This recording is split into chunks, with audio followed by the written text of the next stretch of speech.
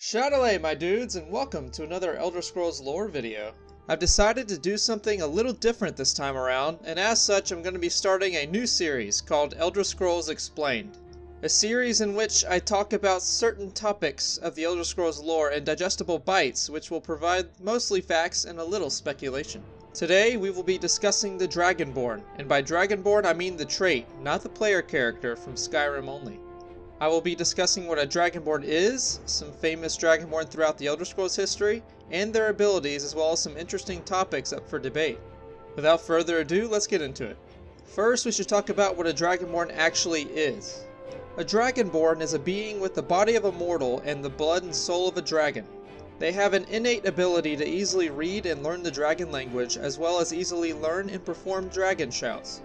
Dragonborn can be of any race and gender, even outside the common playable races, although it's unknown if this has actually happened before.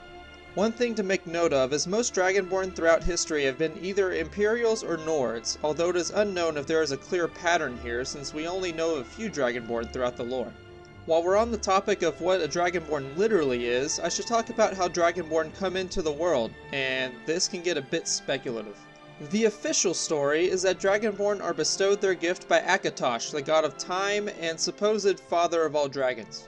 This exact origin of Dragonborn is up for debate, however, with some questioning Akatosh's role in fathering dragons and bestowing gifts upon mortals in this way. Personally, I am in the skeptical camp of this discussion, and if you watch my Dawn era video, you'll know why, but I won't get into it right now. One thing to note is that Dragonborn tend to show up in times of great need or Adric-influenced conquests, such as with Tiber Septim or even with the player character in the Elder Scrolls V Skyrim. Whether or not the gods influence when a Dragonborn comes into the world is unknown, however. What is known is that they do tend to show up whenever they are needed. Speaking of these figures throughout history, I will go over some of the more famous Dragonborn. Obviously, if you've played an Elder Scrolls game before, you will know about Tiber Septim, possibly the most famous figure in all of the Elder Scrolls, known for conquering all of Tamriel with his vast armies, the Numidium, and most importantly the Thu'um in the Second Era. He later combined with Zurin Arctus and Wulfharth the Underking to become Talos after achieving Kim, but that is a topic for another video. The next individual I will discuss is Marac, the so-called first Dragonborn who resided in Hermaeus Mora's realm of Apocrypha until his defeat at the hands of the player character in Skyrim's Dragonborn DLC. He lived during the Dragon War and rebelled against his dragon overlords in the region of Solstheim before it separated from the mainland. It is said that a battle between him and Valak the Jailer is what separated Solstheim from the mainland, but whether that is true or not is up in the air. He was regarded as being the most powerful Dragonborn to have ever lived, until, of course, the player character defeats him, as mentioned earlier. With his power, he has slain numerous dragons, rebelling against them in their Dragon Priest order. Near the time of his death, he somehow got into contact with Hermaeus Mora and escaped into Apocrypha, although the details are not known and I won't go into them in this video.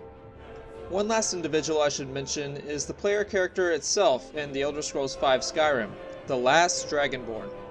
This individual is practically unstoppable in every regard. He or she can learn any skill they want, they can one-shot any enemy they come across, they can enchant and alchemize any weapon or strategy they want to succeed, they have access to the fabric of the world itself with use of console commands, and they can change the world as they see fit with special abilities known as mods! All joking aside, the last Dragonborn can have any range of abilities that the player sees fit, and from a lore perspective, they have defeated powerful entities such as Alduin the literal world eater, and Marac, the supposedly most powerful Dragonborn of all time. So yeah, guys, pretty freaking powerful.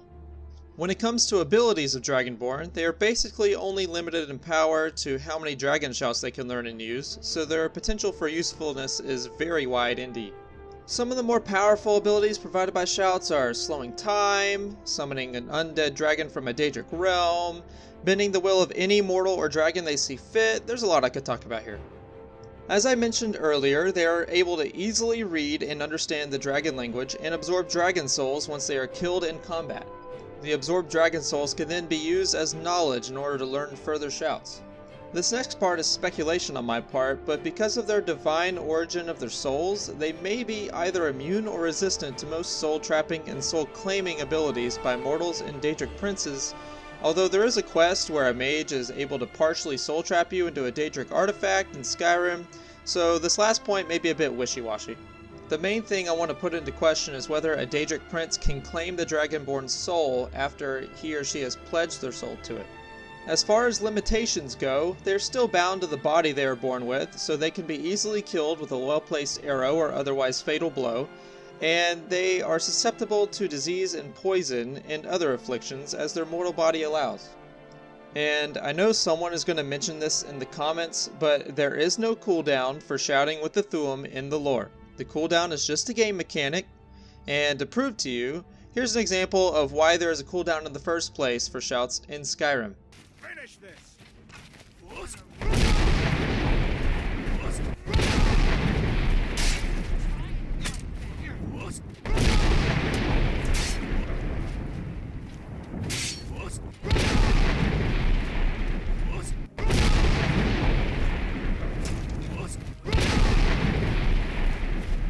Some other speculations that I've come across and thought of is because they are blessed by Akatosh, quote unquote, they may be able to learn abilities and skills more quickly than regular mortals, which would explain why you're able to become so godly in Skyrim, although this may not be the case at all.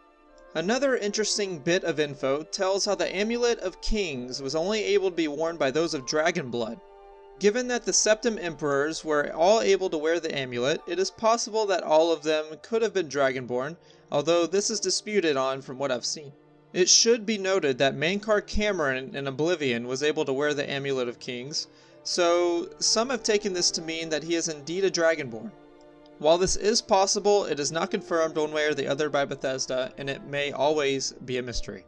Going back to the Septim Emperors of Cyrodiil, there is a little bit of speculation whether Dragonborn and Dragon Blood are the same thing, and some in the lore community have taken one to be separate from the other, but I won't discuss it any further here, and it'll be here for another video.